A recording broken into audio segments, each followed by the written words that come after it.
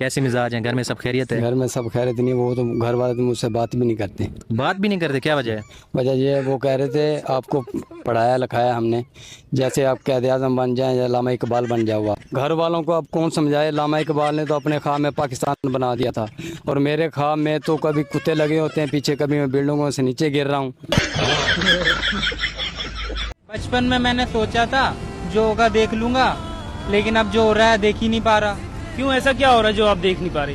कल गली में लड़ाई हो गई, बताओ। किसकी? मैं सो रहा था ना, देख ही नहीं पाया।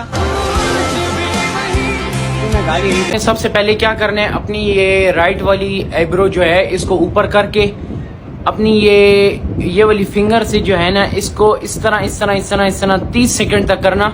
तो 30 सेकंड तक आप करते रहेंगे तो इससे क्या होगा कि आपके 30 सेकंड जाया हो जाएंगे।